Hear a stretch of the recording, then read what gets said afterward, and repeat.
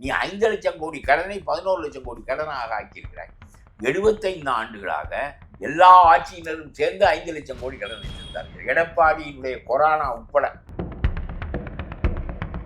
இங்கே துறைமுகம் இருக்கிறதா என்று கேட்கிறார்கள். ஏற்றுமதி செய்வதற்கு விமான நிலையங்கள் இருக்கின்றனவா சர்வதேச தரத்தில் என்று கேட்கிறார்கள். படித்த இளைஞர்கள் கிடைக்கிறார்களா? இயற்கையாகவே அந்த மக்கள் அமைதியானவர்களா? கலகம் செய்ய மாட்டார்களா? இந்த 4 ஃபேக்டர் தான் ரொம்ப முக்கியம். 4 ஃபேக்டர் தான் ரொம்ப முக்கியம். இந்த 4 ஃபேக்டரும் உன் காரணமாக என்ன சொல்லு. இந்த வளர்ச்சிக்கு நீ எந்த விதத்தில் பொறுப்பு? ஆனால் அதை கூட திமுக கிளைம் பண்றாங்கன்னு சொல்லி இன்னைக்கு சட்டசபையில் விளங்காம பேசுகிறார்கள். எடப்பாடி காலத்தில் கொண்டு வந்த எடப்பாடியினுடைய பிள்ளை அது. It is the brain child of Edappadi. இதில் போய் நீ பங்கு போட்ட உனக்கு ஊரா பெத்த பிள்ளையெல்லாம் உன் பிள்ளைன்னு சொல்றது அவமானம் என்றே உனக்கு தெரியும். தமிழ்நாடு நம்பர் 1ஆக இருப்பதற்கு நான் காரணமா இல்லை இந்த நாடே காரணமா? மார்க்கெட் எக்கானமி காரணமா என்று மார்க்கெட் எக்கானமி தான் காரணம், நீ காரணம் இல்லை. நீங்கள் கோவில்படாதீர்கள், எனக்கு ராஜ்யசபா பதவி போகும்போது அதை தாருங்கள். காங்கிரஸை மூப்பனாரை போல உடைத்து நான் தனி கட்சியாக ஆக்கி விடுகிறேன். திமுக பலமான கட்சி என்கின்ற காரணத்தினால் எல்லா எம்எல்ஏ இங்கே வந்து விடுவான். நாம் 20 எம்எல்ஏ எனக்கு தாருங்கள், 20 பேரையும் கொண்டு வந்து விடுவோம். அந்த கட்சி நரசிம்மராவ் காங்கிரஸ் போல ஆகிவிடும். பிறகு தமிழ்நாட்டில் காங்கிரஸ் இல்லாமல் போகும். அவர் இல்லாத போது சீமானுக்கு போட்டார்கள் 8%. அப்பொழுது விஜய் வரவில்லை. இப்பொழுது விஜய்க்கு போடுவார்கள், சீமான் ஓய்ந்து போய்விடுவார். இந்த 10-12% வாக்குகள் தான் சுற்றி சுற்றி வருகின்றன. இதுதான் விஜய். ஒரு பெரிய கூட்டம், ஆரவாரமான கூட்டம், ஒன்றையும் எதிர்பார்க்காத கூட்டம். 5.5 கோடி வாக்காளர்கள் ஒரு அரசாங்கத்தை தேர்ந்தெடுக்கிறார்கள். கொஞ்சம் இளைஞர்கள் ஒரு 50,000 பேர், 1,00,000 பேர் கூடுவதனாலே இப்பொழுது இது ரெண்டும் இல்லாத ஒரு விஜய் இருக்கிறார். அவருக்கும் மத்திய அரசாங்கத்தினுடைய திட்டங்களை பற்றி சரியானது என்றோ தவறானது என்றோ சொல்ல தெரியவில்லை. வெறும் மைனாரிட்டி மெஜாரிட்டி இதுதான் பேசுகிறார்களே தவிர, நான் சொல்கிறேன் விஜய் ஒரு சிறந்த அரசியல்வாதியாக இருந்தால் திருப்பரங்குன்றம் முருகன் மலைக்கு தீபம் ஏற்றி இருக்க வேண்டும், இல்லை ஏற்றக்கூடாது, 2லே ஒன்று சொல்லியிருக்க வேண்டும். சொல்ல முடியவில்லை உன்னால். ஏன் இந்த 5,000 ரூபாயை மொத்தமாக வாங்கி கொண்டால் போடுவார்கள் என்று நினைக்கிறான். நான் என்ன சொல்கிறேன் என்றால், முன்பு சொந்த பணத்தை 200 லஞ்சம் கொடுத்தீர்கள் ஓட்டர்களுக்கு. இப்பொழுது அரசு பணத்தை லஞ்சமாக கொடுக்கிறீர்கள். அரசு பணத்தை எடுத்து மக்களுக்கு கொடுத்து விட்டு ஓட்டு நீங்கள் வாங்கிக் கொள்ள வேண்டும் என்று நினைக்கிறீர்கள். கொள்ளையை உங்கள் பக்கம் தனித்து அடிக்க வேண்டும் என்று நினைக்கிறீர்கள். உங்களுடைய கொள்ளைக்கு ஒரு கணக்கு வழக்கு கிடையாது. வருங்கால வரலாறு உங்களுடைய படத்தின் மீது துப்பும் என்று நான் சொல்கிறேன்.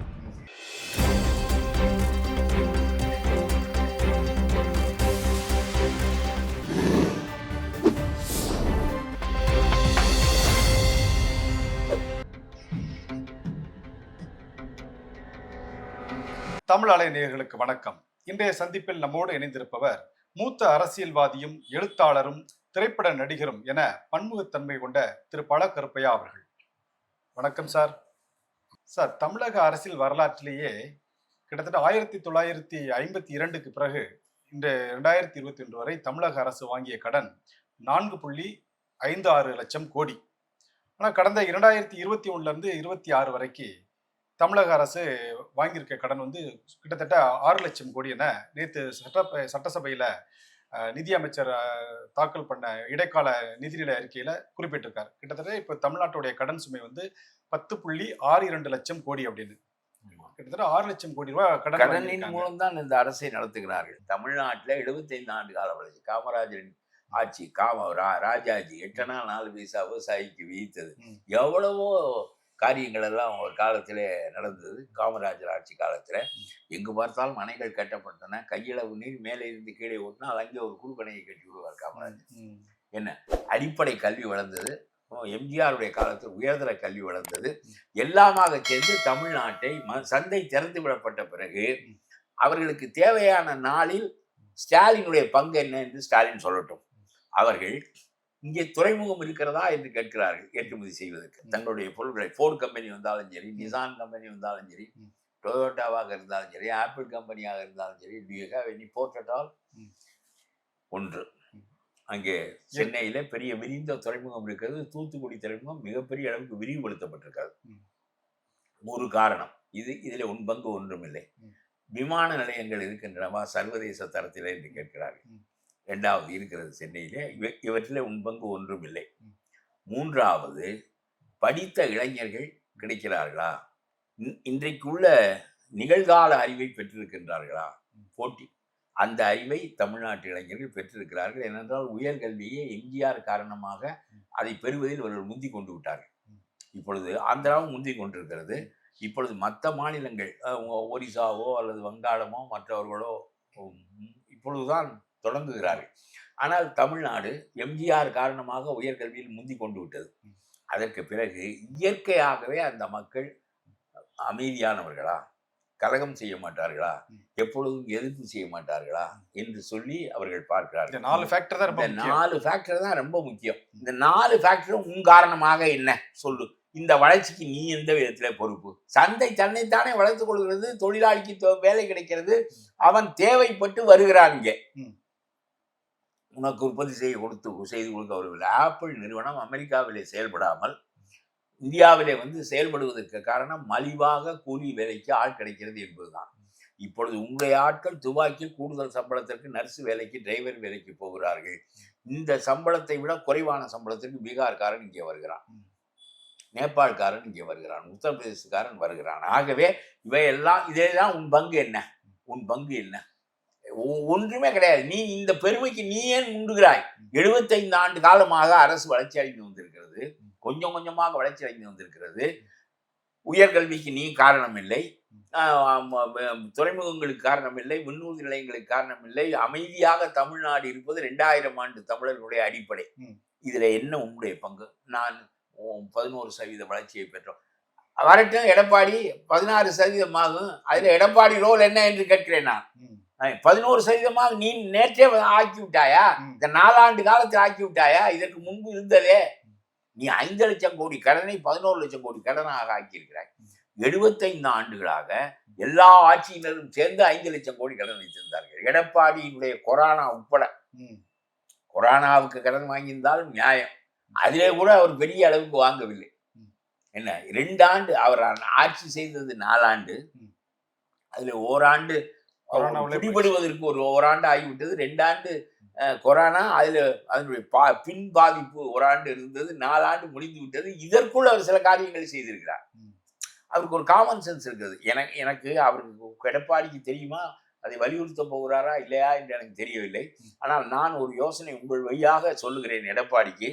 உங்களுடைய திட்டங்களிலேயே மிகச்சிறந்த திட்டம், நீங்கள் 7.5% மருத்துவக் கல்லூரி, பொறியியல் கல்லூரிகளுக்கு அரசு பள்ளி மாணவர்களுக்கு இடம் கொடுத்தது ஏதோ உங்களுக்காக தோன்றி, அவர் சொல்கிறார், எனக்கு அப்படியே படுத்து யோசிச்சு கொண்டிருந்தேன், எனக்கு சரி என்று தோன்றியது, நான் நிறைவேற்றினேன் என்று சொல்கிறார்.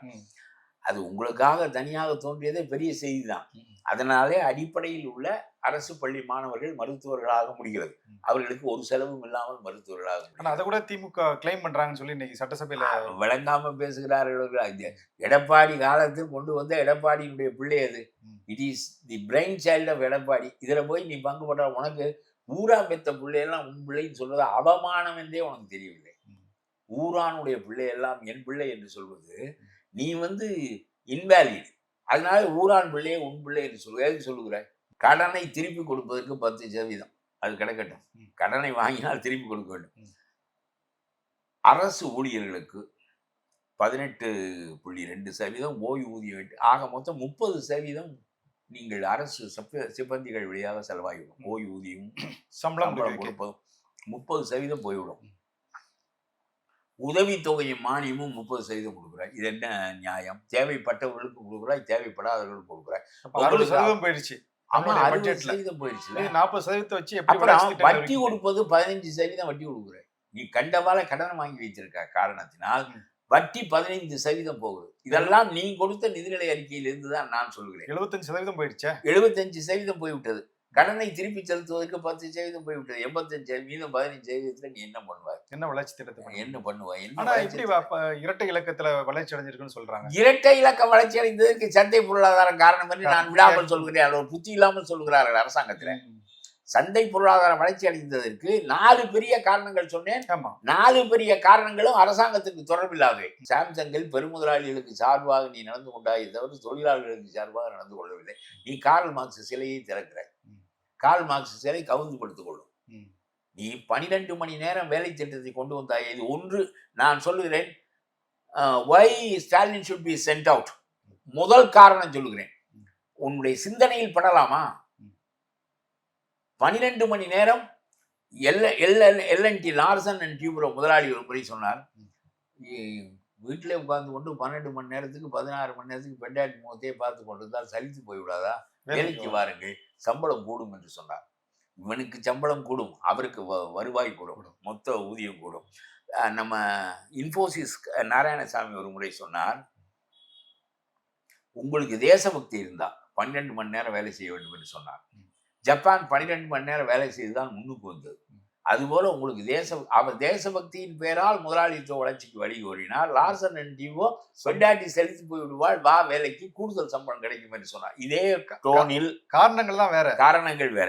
இதே குரலில் நம்முடைய ஸ்டாலின் சட்டமன்றத்தில் ஒரு தீர்மானத்தை கொண்டு வந்தார், 12 மணி நேரம் வேலை செய்ய வேண்டும் என்று. ஒரு தென்கொரிய செருப்பு கம்பெனி நிறுவனத்திற்கு உதவி செய்வதற்காக அவன் சொன்னான். இதற்கு அந்த நிதி மந்திரி சொன்ன பேசிய பேச்சு தான் ரொம்ப வியப்பானது. நம்முடைய தமிழ்நாட்டு தொழிலாளர் சட்டங்கள் நெகிழ்ச்சியற்றதாக இருப்பதாக வெளிநாட்டு நிறுவனங்கள் கருதுவதால், அந்த வார்த்தை மட்டும் எனக்கு நினைவு இருக்கு, நெகிழ்ச்சியற்றதாக. என்ன தொழிலாளியை 12 மணி நேரம் வேலை செய்ய வைக்கிறது வந்து நிகழ்ச்சி உடையதா?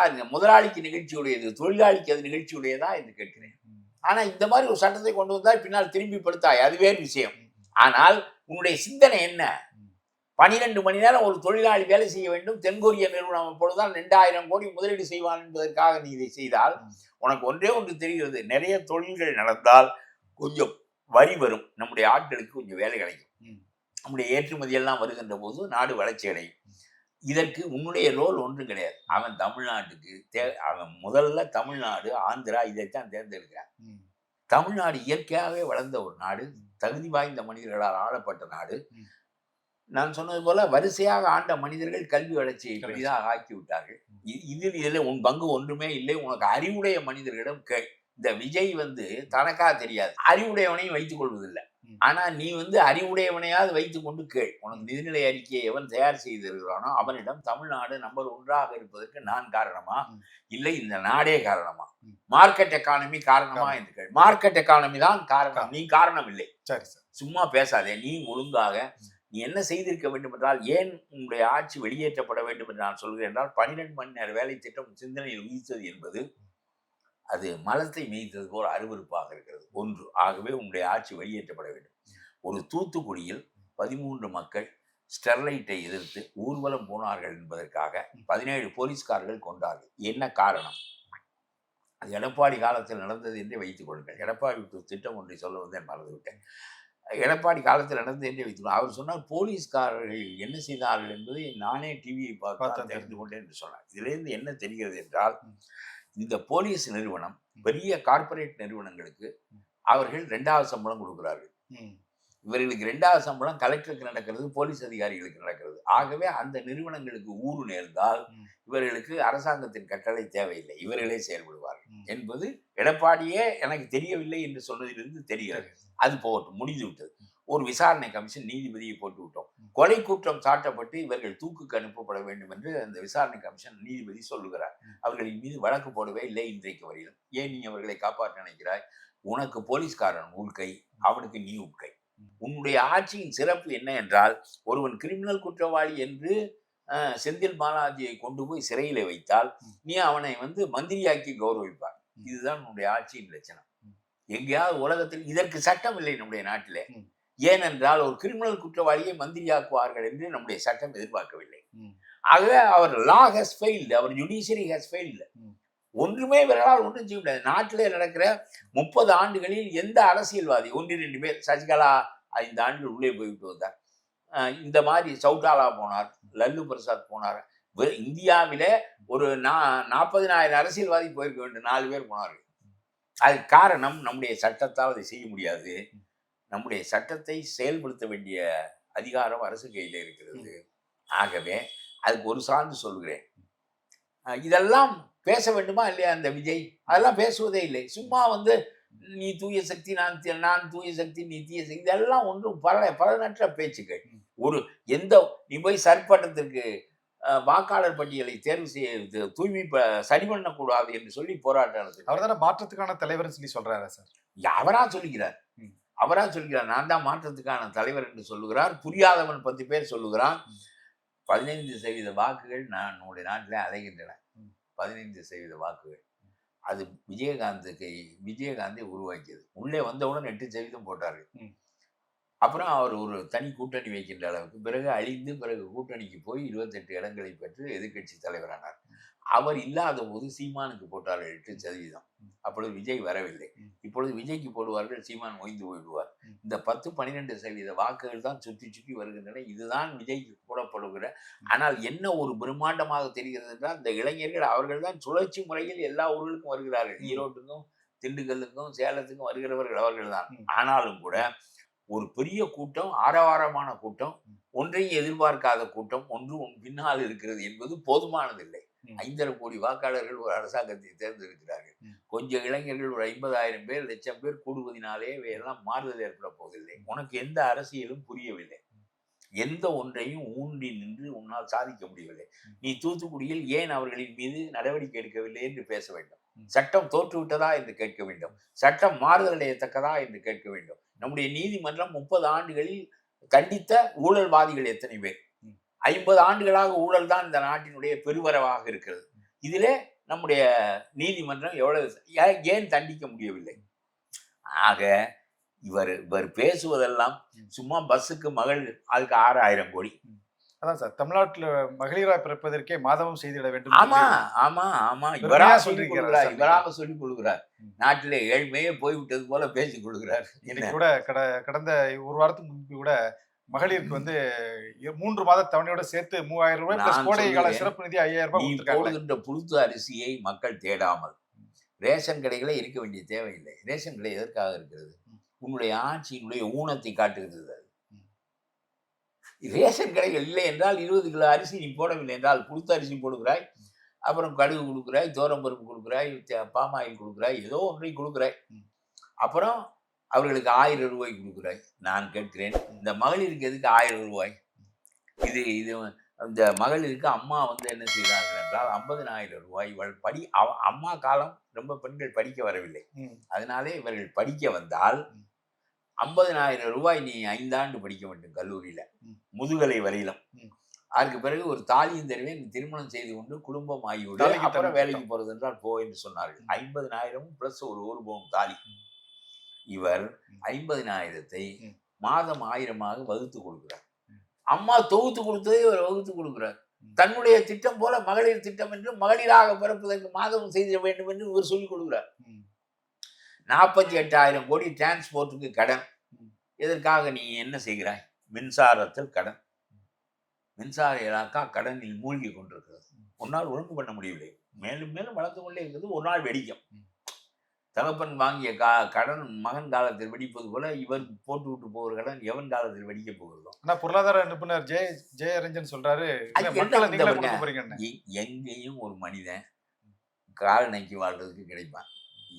இவர்களெல்லாம் உண்மையை பேசுகின்றவர்களிலே ஒரு 3 பொருளாதார நிபுணர்களை சம்பளத்துக்கு அமர்த்துவதற்காக கொண்டு வந்தார்கள், நோபல் பரிசு பெற்றவர்களை. பிறகு அவனெல்லாம் போய்விட்டான். உனக்கு நான் பேசுவது புரியாது என்று சொல்லிவிட்டு போய்விட்டான். வந்தானே, வந்து திமுக ஆட்சியில் அந்த பழைய நிதியமைச்சர் இதெல்லாம் ஏற்பாடு செய்தார். பிறகு உனக்கு இதெல்லாம் புரியாது என்று சொல்லிவிட்டு போய்விட்டான். அந்த பழனிவேல் தியாகராஜனே சொல்லுகிறேன், நீ சிறந்த குடிப்பிறப்பு என்றால் என்ன செய்திருக்க வேண்டும் என்றால், அப்பனும் மகனும் 30,000 கோடியை எங்கே வைப்பது என்று தெரியாத அலைகிறார்கள் என்று சொன்னதற்கு என்னுடைய பதவியை கீழே இறக்கினார். இது என்ன பெரிய பதவி? என்னுடைய பாட்டன் முதலமைச்சராக இருந்தால், என்னுடைய தகப்பன் சபாநாயகராக இருந்தால், எனக்கு உன்னுடைய ஆட்சியில் மந்திரியாக இருக்க வேண்டிய தேவை இல்லை என்று சொல்லிவிட்டு நம்ம அமெரிக்காவுக்கு போக வேண்டியதானே. என்ன பதவி இருந்தாலும் பாரு, கழுதை மேய்க்கிற வேலையா இருந்தாலும் செய்கிறேன், குதிரை மேய்த்தவனை கழுதை மேய்க்க சொன்னாலும் கழுதை மேய்க்கிறேன் என்று சொல்லிவிட்டு இருந்தால் அப்புறம் உனக்கு என்ன பெருமை இருக்கிறது என்று கேட்கிறேன். நான் உன்னுடைய படிப்புக்கு என்ன பெருமை இருக்கிறது? நீ பிறந்த குடிப்பிறப்புக்கு என்ன பெருமை இருக்கிறது? எவ்வளவு பெரிய குடும்பம் அது. ஆகவே இப்படித்தான் இருக்கிறது. இந்த ஆட்சி தொலைய வேண்டும். இவர்கள் சொல்வதெல்லாம் ஒன்று, எல்லாம் பொய். எல்லாம் வெறும் இலவசங்களின் மூலமாக. இப்போ 5,000 ரூபாயை கடைசி நேரத்தில் கொடுத்தால் மொத்தமாக கிடைக்கின்ற போது 3 மாத பணம் பிளஸ் 2,000 ரூபாய் சும்மா கோடை காலம். பல கோடைகள் போயிருக்கின்றன. இப்பொழுது தேர்தல் கோடை மட்டும்தான் இவருக்கு தெரிகிறது. இந்த 5,000 ரூபாயை மொத்தமாக வாங்கி கொண்டால் போடுவார்கள் என்று நினைக்கிறான். நான் என்ன சொல்கிறேன் என்றால், முன்பு சொந்த பணத்தை 200 100 லஞ்சம் கொடுத்தீர்கள் ஓட்டர்களுக்கு. இப்பொழுது அரசு பணத்தை லஞ்சமாக கொடுக்கிறீர்கள்.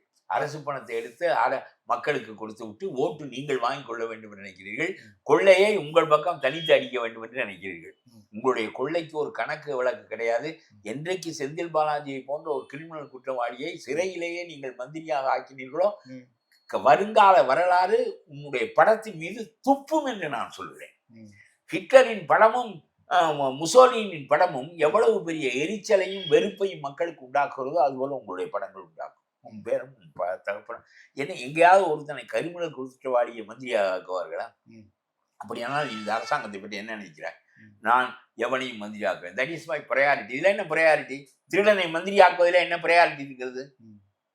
இது இந்த ஒழுக்கத்திற்கு மாறாக, நீதிக்கு மாறாக, முறைகளுக்கு மாறாக எல்லா காரியங்களையும் செய்வேன். நான் உனக்கு இலவச பஸ் பயணம் தருவேன், நீ போய்க்குள்.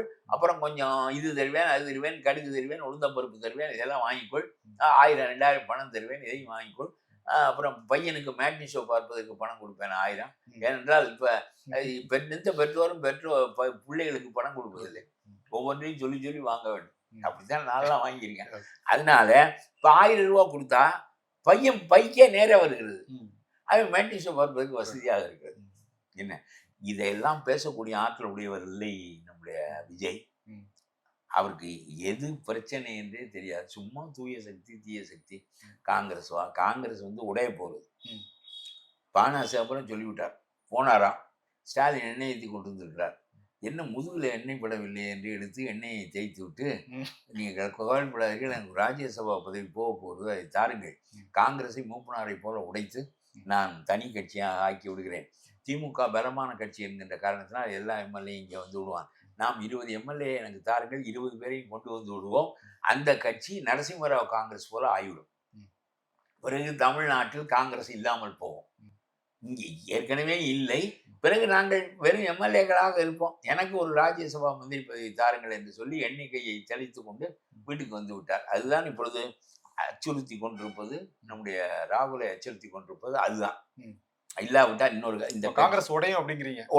உடை அதாவது இந்த திமுகவை விட்டு வெளியே போக வேண்டிய நிலைமை ஏற்பட்டால் ஜனநாயக காங்கிரஸ் என்ற பெயரிலே 20 சீட்டு 15 சீட்டு சிதம்பரம் கொடுப்பார்.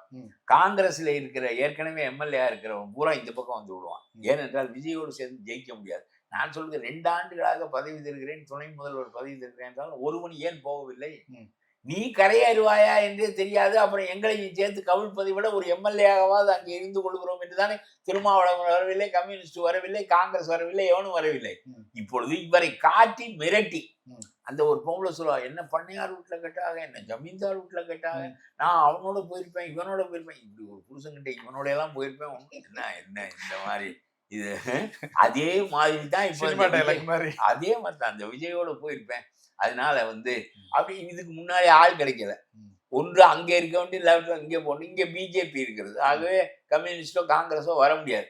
இப்பொழுது இது ரெண்டும் இல்லாத ஒரு விஜய் இருக்கிறார். அவருக்கும் மத்திய அரசாங்கத்தினுடைய திட்டங்களை பற்றி சரியானது என்றோ தவறானது என்றோ சொல்ல தெரியவில்லை. வெறும் மைனாரிட்டி மெஜாரிட்டி இதுதான் பேசுகிறார்களே தவிர, நான் சொல்கிறேன் விஜய் ஒரு சிறந்த அரசியல்வாதியாக இருந்தால் திருப்பரங்குன்றம் முருகன் மலைக்கு தீபம் ஏற்றி இருக்க வேண்டும், இல்லை ஏற்றக்கூடாது. 2ல ஒன்று சொல்லி இருக்க வேண்டும். சொல்ல முடியவில்லையே உன்னால்? ஏன்? நான் பேசினேன். நான் நிறைய விஷயங்களுக்கு கருத்தை தெரிவிக்கவே இல்லை. ஆனா இவருக்கு ஓட்டு போட வேண்டி இவருக்கு ஒன்றும் புரியவில்லை என்பது. மக்களுடைய கூட்டங்கள் எல்லாம் பாத்தீங்கன்னா ஒரு ரொம்ப பிரம்மாண்டமா இருக்கு அவருடைய. இல்ல, பிரம்மாண்டம் என்பது இளைஞர்கள் கூட்டம். அது 50,000 பேரை நீங்க சேர்த்து பார்த்தது இல்லை. அது சேர்த்து பார்க்கறது உங்களுக்கு ரொம்ப பிரம்மாண்டமா தெரியுது. 200 பேரை சேர்க்கறதுக்கு சட்டி கொடுத்து முட்டி கொடுத்து 200 ரூபா பணம் கொடுத்து வேட்டி கொடுத்து தையல் மிஷின் கொடுத்து கூட்டியார வேண்டிய ஒரு காலகட்டத்துல ஒரு 50,000 இளைஞர்கள் அவர்கள் தான் சுழற்சி முறையில் எல்லா கூட்டங்களுக்கும் அழைத்து செல்லப்படுகிறார்கள். திரும்ப திரும்ப அவர்கள் தான் பார்த்தீர்கள் என்றால் ஒன்று கூவிக்கொண்டே இருப்பார்கள். அதெல்லாம் போதுமானதில்லை. தேர்தல் முடிந்த பிறகு நீ வீட்டுக்கு போய்விடுவாய். ஒன்றும் இல்லாமல் போயிடும். எப்படி விஜயகாந்த் காலத்துக்கு பிறகு விஜயகாந்த் கட்சி இல்லாமல் போனதோ, நீனும் தோற்ற பிறகு ஒரு கட்சியும் இல்லாமல் போகும். அது ஒரு பக்கம் இருக்கட்டும். இப்பொழுது நீ என்ன ஒரு திட்டத்தை இந்த திருப்பரங்குன்றம் முருகனுடைய மலை, 2000 ஆண்டு முருகனுக்குரிய மலை. மலைதோறும் முருகன் இருப்பான். அவனுக்கு விளக்கேற்றுவது நம்முடைய வழக்கம். அதனாலதான் கார்த்திகை தீபம் வீட்டிலே ஏற்றுக்கிறோம். வீட்டிலே 300 விளக்கு சட்டி வைத்து விளக்கேற்றி விட்டு முருகனுடைய மலைக்கு ஏற்றுவது. நான் இந்துத்துவக்காரன் இல்லை, நான் காந்தியை பின்பற்றுகிறவன். ஆனாலும் நான் சொல்லுகிறேன், இந்த விஷயத்தில் முருகனுக்கு தீவு மாற்ற வேண்டியது ஏற்றப்படவில்லை என்றாலும் ஏற்ற வேண்டும் என்று ஒரு நீதிபதி சொன்னது நியாயம். அதை ஏற்ற வேண்டும் என்று சொன்னால் ஊரடங்கு சட்டம் போடுகிறார் ஸ்டாலின். அவர் ராஜாவுக்கு மிஞ்சிய ராஜ விசுவாசி. அதனால பார்த்தீர்களா, முஸ்லீம்களே நீங்களே பேசாமல் இருந்து விட்டீர்கள். நான் ஊரடங்கு சட்டம் போட்டேன், தெருவில் ஒரு நாய் கூட தெரியவில்லை, ஆனாலும் ஊரடங்கு சட்டம் யாருக்காக போட்டேன், உங்களுக்காகத்தான் போட்டேன் என்று அந்த 8% வாக்குகளை வாங்குவதற்கு அவர் அலையாய் அலைகிறார். சிறுபான்மையினுடைய பாதுகாவலர் பாதுகாவலர் அந்த ஓட்டுகளை திரும்ப வாங்குவதற்கு அவர் அலைகிறார். அதனாலே இந்துக்களுடைய ஓட்டு டிவைட் ஆகும், பிரிவினையாகும், இது ஆகாது என்று அவர் நினைக்கிறார். இப்படி அந்த மக்களையும் இந்து மக்களையும் பெருவாரியான மக்களையும் பிளவுபடுத்துகிறார். நீ வேறு அவன் வேறு, உன்னுடைய நலன் வேறு அவனுடைய நலன் வேறு. நான் சொல்லுகிறேன், சந்தன கூட்டுக்கு இவன் வர வேண்டும், மலையில தீபம் ஏற்றுவதற்கு இவன் போக வேண்டும். எங்களுக்கு ஒன்றும் மறுப்பு இல்லை, அது அவர்களுடைய மலை. எங்களுக்கும் உன்னுடைய தர்காவே திருப்பரங்குன்றம் தூணின் மீது கட்டப்பட்டிருக்கிறது, அந்த கோயில் தூண். அவன் படம் பிடித்து காட்டுகிறான், என்ன நம்முடைய கோயில் தூணின் மீது தர்கா கட்டி இருக்கிறார்கள் என்ற வியப்பாக இருக்கிறது. அது நின்று தூணின் மீது தர்காவை கட்டி விட்டார்கள். அந்த தூணை மாற்ற வேண்டும், அது முருகன் கோயில் தூண் என்று இவர்களுக்கு தெரியவில்லை. வைத்துக் கொள்ளுங்கள், அங்கே தர்கா இருக்கிறது இப்ப பற்றி நமக்கு மறுப்பு ஒன்றும் இல்லை. என்ன, நாகப்பட்டினம் நாகூர் ஆண்டவர் கோயிலுக்கும் வேளாங்கண்ணி கோயிலுக்கும் முஸ்லீம் அல்லாதவர்கள் கிறிஸ்துவர் அல்லாதவர்கள் தான் போகிறார்கள். அது ஒன்றும் பெரிய பிழை இல்லை. என்னுடைய தாயாரை நாகூர் ஆண்டவருக்கு பணம் முடிந்து வைப்பார்கள். அதெல்லாம் அந்த வேற்றுமையே நம்முடைய மக்களுக்கு தெரியாது. அப்படி என்கிற போது நீ முருகனுக்கு தீபம் ஏற்றுவதில் எங்களுக்கு தடை இல்லை என்று ஒரு முஸ்லீம் கட்சியாக சொன்னதா? முருகனுக்கு உரியது இல்லையா மலை? 2000 ஆண்டுகளுக்கு முந்தியது இல்லையா? அங்க தீபம் ஏற்ற வேண்டாமா? என்ன உன்னுடைய தர்காவுக்கு தீங்கு இருந்தது? அதை பாதுகாத்துக்கொள். இவ்வளவுதான் நடக்க வேண்டியது. அதை பற்றி ஏன் விஜய் பேசவில்லை என்று கேட்கிறேன். நீ என்ன கிறிஸ்துவர்களுக்கு மட்டும்தான் பேசுவாயா? அப்புறம் எப்படி நீ எல்லா மக்களுக்கும் தலைவனாக இருப்பாய்? இந்த முருகன் கோயிலுக்கு தீபம் ஏற்ற வேண்டும் என்பது பொது பிரச்சனை. உனக்கு எப்படி சட்டங்கள் போடுகின்ற போது சிறுபான்மை மக்களை பாதிக்கின்ற சட்டங்களை பற்றி நீ கண்டிக்கிறாயோ, அதுபோல பெரும்பான்மை மக்களுடைய உரிமை ஒன்று பறிக்கப்பட்டாலும் நீ பேச வேண்டும். எல்லா மக்களுக்கும் உரியவனாக நீ இருக்க வேண்டும். திருப்பரங்குன்றம் மலை தீபம் ஏற்றுவதை பற்றி உன்னால் கருத்து சொல்ல முடியவில்லை, உனக்கு ஏன் அவர்கள் வாக்களிக்க வேண்டும் நான் கேட்கிறேன். நீ how will you represent their feelings or அவருடைய சொந்த பட பிரச்சனைக்கு அவரால் பேச முடியல சார். அதான் இருக்கிற நிலைமை. அவருக்கு எதுவும் தெரியவில்லை. அந்த அறிவாளிகளை வைத்துக் கொள்வார்கள் எப்பொழுதுமே. யோசனை நம்ம ஒரு கூலிக்கு ஆள் வைத்துக் கொள்வோடு கெட்டிக்காரனை தான் வைத்துக் கொள்வோம். ஸ்டாலின்லாம் கொஞ்சம் ஓரமானவங்க இருக்காங்க. அங்கே ஒன்றும் இல்லை. அந்த பாமகவை அன்புமணியை முதலமைச்சராகிறேன் என்று சொன்ன ஆளை கொண்டு போய் அங்கே வைத்திருக்கார். அன்புமணி முதலமைச்சராகிவிட்டார், இப்பொழுது இவராக போகிறார். வாழ்நாளில் அவருக்கு 10 கோடி 5 கோடி பணம் கிடைக்கிறது என்பதுதான் மிச்சம். எதில் அந்த ஆள் சர்வ முட்டாள். அப்புறம் பாருங்க புசி, அப்புறம் நம்ம இமானுவேல் காண்டுக்கு அடுத்த பெரிய அறிவாளி நம்ம புசி தான். அப்புறம் நம்ம ஆதவ அர்ச்சுனே, இவர்கள் தான் இந்த கட்சி. இந்த ஆதவ அர்ச்சுனே மார்டின், லாட்ரி மார்டினுடைய மருமகன். லாட்ரி மார்டின் 500 கோடி ஸ்டாலினுக்கு கொடுத்தாரு போன தடவை வெளிப்படையாக. 1700 கோடி ரூபாய் மோடிக்கு கொடுத்தாரு. மம்தாவுக்கு கொடுத்தது, திரிபுரா காங்கிரஸுக்கு கொடுத்து, இதெல்லாம் தெரியாது நமக்கு. அவர் 8 மாநிலங்களில் லாட்ரி சீட்டு நடத்துகிறார். 100 பேருக்கு பரிசு கொடுக்கிறார். 100 லட்சம் பேருக்கு கொடுப்பதாக சொல்லுகிறார். வெறும் பரிசு சீட்டை அடித்து விற்கிறார்கள். வெறும் தாளுக்கு கோடிக்கணக்கான ரூபாய் வசூலாகிறது. எல்லா அரசாங்கங்களையும் கைக்குள் வைத்துக் கொண்டு அவர் நடத்துகிறார். இத்தகைய மனிதர் ஒரு மகனை கட்சி ஆரம்பிக்க புதுச்சேரிக்கு அனுப்புகிறார். இன்னொரு மருமகனை ஒரு கட்சிக்கு கொடுத்து வேண்டிய பணம் கொடுக்கிறார் மாநாடு நடத்துவதற்கு. இவர்களை வைத்துக் கொண்டு நீ என்ன அதிமுக இணைஞ்சிருக்காங்க. அவங்க மனைவி கூட அவரு இன்னொரு கட்சி இருந்தா, அவருக்கு ஆடு இருந்தா இன்னொரு கட்சிக்கு அனுப்புவார். ஆகவே நான் என்ன சொல்கிறேன் என்றால், என்ன யாருடைய பணத்தில் நீ திரைவ் ஆகிறாய்? எதற்காக மார்ட்டின் மருமகன் எதற்காக உன்னுடைய கட்சியிலே 2வது இடத்தில் இருக்க வேண்டும்? எல்லாம் தப்பான சீட் அடித்து வைக்கிறவர். நான் சொல்கிறேன், பரிசு சீட்டே தப்பானது, பரிசு சீட்டிலும் தப்பானது, பரிசே கொடுக்காமல் சீட் அடித்து வைப்பது. இதை ஒரு மனிதர் ஒவ்வொரு அரசாங்கத்திற்கும் ஒவ்வொரு தேர்தலுக்கும் 10,000 கோடி பணம் கொடுக்கிறார் என்று சொல்கிறார்கள். அப்படி ஆனால் அவருடைய மொத்த பணம் எவ்வளவு இருக்கும்? அத்தகைய மனிதர் அரசியலில் அதிகாரத்தை தானே நேரடியாக பிடித்துக் கொள்ள வேண்டும் என்று நினைக்கிறார். SRM உடையார் அவர் ஒரு கட்சி வைத்துக் கொள்கிறார். பெரிய ஏழை மக்கள் இரவு உணவு இல்லாமல் படுக்கிறார்கள் என்பதை பற்றி இவர்களுக்கெல்லாம் கவலை. ஆகவே இவர்களெல்லாம் முதல்ல மாப்போசி ஒரு அச்சு தொழிலாளி. அவருக்கு அறிவு இருந்தது, தேசபக்தி இருந்தது, சுதந்திர வேட்கை இருந்தது. சிறைக்கு போனார், படித்தார், அவர் ஒரு கட்சி வைத்தார். அவரே செங்கோலுக்கு அச்சு கோர்த்து கொள்வார், செங்கோல் இதழை வெளியிடுவார், 10 அணாவுக்கு விற்று அதில் ஒரு 5 காசு அவருக்கு கிடைக்கும். ஒரு ஏழை அண்ணாதுரைக்கு ஒரு பணமும் இல்லை. கூட்டத்துக்கு போனால் 100 ரூபாய் கொடுப்பார்கள். ஆனால் அவர் தலைவராக வர முடிந்தது. அவருடைய அறிவு, அவர் ஒரு இயக்கம் கட்டுகிற தன்மை. அவர் ஜீவானந்தத்திற்கு தொழிலாளிகளோடு வாழ்ந்தார். இத்தகைய தலைவர்கள் எல்லாம் இருந்த நாட்டில் நீ தனி விமானத்தில் போகிறாய், உனக்கு பரிசு சீட்டுக்காரன் வந்து பணம் கொடுக்குறான், மருமகனை அனுப்புகிறான், மருமகளை அனுப்புகிறான், மகனை அனுப்புகிறான். நீங்களெல்லாம் இந்த மக்களுக்கு தொண்டு செய்வீர்கள், இவர்களுக்கு உரிய கொள்கைகளை வகுப்பீர்கள். 42 பேர் செத்து போனான் என்றவுடன் ஆதவ அர்ச்சனா ஜார்க்கண்டுக்கு போய்விட்டார். இந்த புஷி கப்பலிலேயே தெரிந்தாராம், படகிலேயே தெரிந்தாராம். மாட்டி கொண்டு விடக்கூடாது. நீங்களெல்லாம் மனிதர்கள், நீங்களெல்லாம் கட்சி நடத்துகிறீர்கள். In the interest of the people. ஊழலற்ற ஆட்சி தருவன்னு சொல்லி சொல்றாங்க சார். எப்படி தருவாரு? ஆதவ அர்ச்சனா வச்சுக்கின்னு பரிசு சீட்டு தான் தருவார். நான் சொல்றேன், பரிசு சீட்டு தான் தருவார். எந்த ஊழலற்ற ஆட்சியை அவர் தருவார்?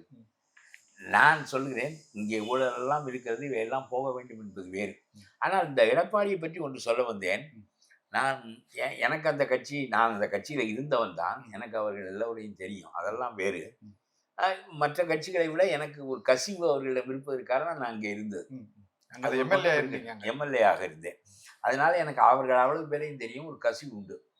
என்ன என்றால் அவர்களை விட, அதாவது ஒரு கையால் போகும்போது அடைந்து விட்டு போய்விடுவான், கத்தியை வைத்து கழுத்தை நிறுத்தி விடுவான் திமுக காரன்.